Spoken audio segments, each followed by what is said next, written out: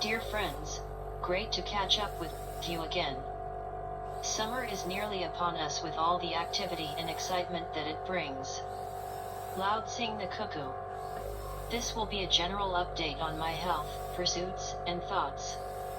But first I would like to thank my lady caregivers, Johanna, Sam, and Sandy. They consistently treat me with respect and patience, treat me like a friend instead of a client, are understanding when I retreat inside myself for a lone time, and show compassion toward my difficulties. What an intense blessing to arise out of and because of the devastation of ALS. I'm honored to call these strong and gentle women friends. My biggest pursuit over the past 6 months has been writing Shutterfly books with my husband for my children. I am excited to report that I have collected the photos and completed writing of my memories of, advice for, and hopes for my children, so that whether I am on earth or in heaven, I have said the most important things. What a joy to complete my portion.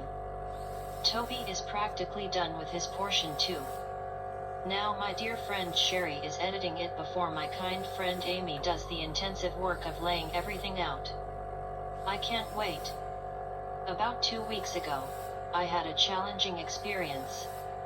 One of my caregivers was adjusting my trach, and my trach came all the way out. That is not normal. Usually there is a little balloon inflated with water that keeps the trach securely in place in my throat, and a cloth tie around my neck that limits how much it can move. Unfortunately, the balloon had become underinflated, and the tie had become loose.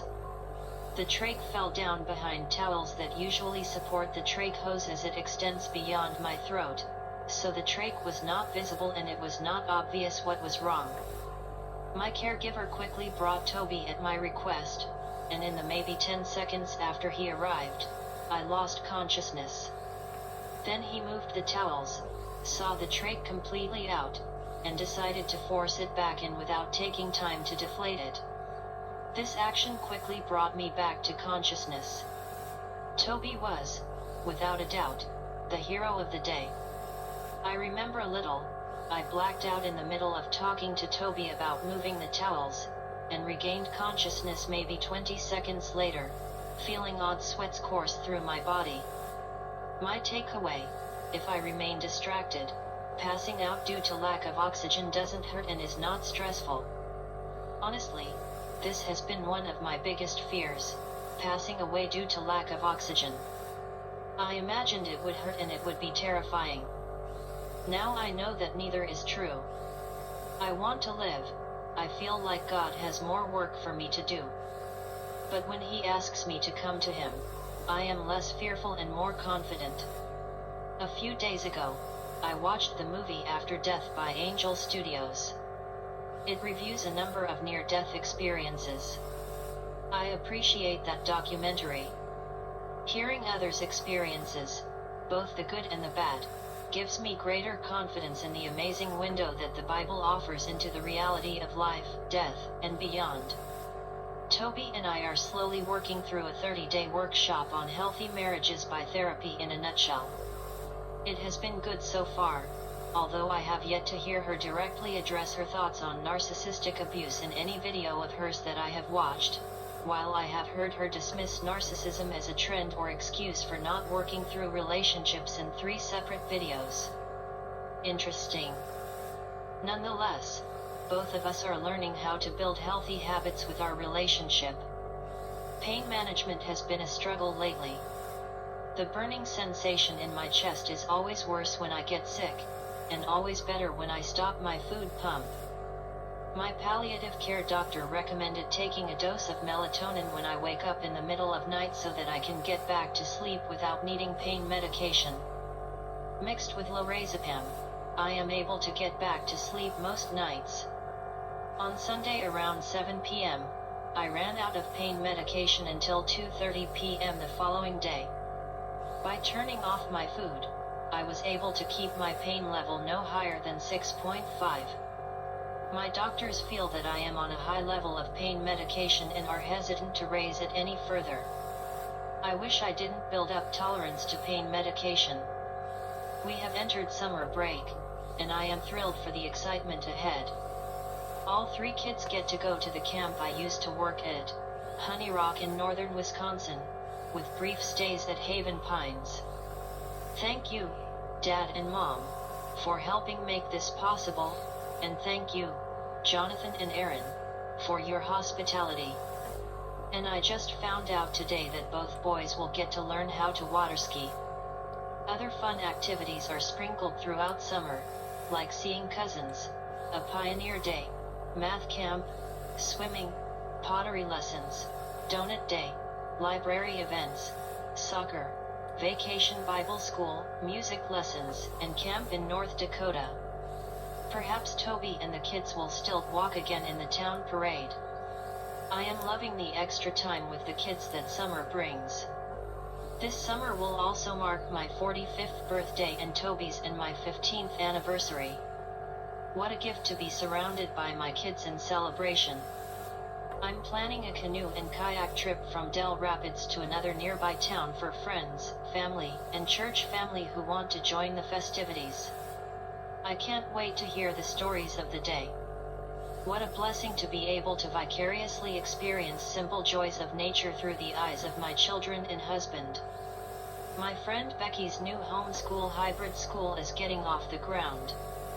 May God continue to bless her desire and her work to guide the children of our community toward the good. In my personal reading of the Bible, I have been making my way through the Bible chronologically. Right now I am in Joshua. I don't understand what looks like genocide decreed by the God of love. He doesn't give a backstory like he does for Nineveh. He doesn't tell us about patience and mercy he has offered. One gets the sense that killing infants for Molech and Milcom and other deities has serious repercussions. But then why would God decree wiping out even the infants of the Canaanites? This is definitely one of the questions that I look forward to understanding the answer to in heaven. I'm okay living with the tension of unanswered questions, the tension of waiting for an explanation. One time when I was working at a racehorse breeding barn, one of the colts had a hernia. I watched the sedation, the stitching several different layers, the wild experience of coming out of sedation. The colt knew that he had undergone an unwelcome experience, and perhaps could not see any good in the experience. We loved on him afterward, but I don't know if he would have trusted the vet next time he came around, even though the vet's painful work brought healing. Sometimes things that appear wrong can, in fact, be agents of goodness. Until then, in church, we have been working through Revelation. Studying this book has reminded me just how countercultural the whole Bible has become in the United States. What the Bible honors: fidelity, courage, loving enemies, blessing those who curse you, perseverance in faith, knowledge of God's Word. These seem to be ghosts of what they once were in my country's culture. This is especially brought home when studying Revelation. It's not cool to believe that we will be called to account for what we do on earth. To believe that love, the love of God, will be the yardstick. But if an individual believes that, should he not feel concern for the welfare of others? How should one express that concern? You are my friends, though I have never met most of you. I wish good for you, now and after death. I pray that God would reveal himself to you, and that you would experience his love, and that you would choose him. That is my heart for you, and those are my musings on faith. For those of you who would like to pray, please pray for healing for a painful pinched nerve in Toby's neck that he recently developed while working out. He wasn't doing anything crazy, just crunches. Thank you very much. Blessings to you. May you continue enjoying the little things, like my recent game of Scrabble with the kids and my mom and mother-in-law on Mother's Day. May God reveal himself to you in the little things.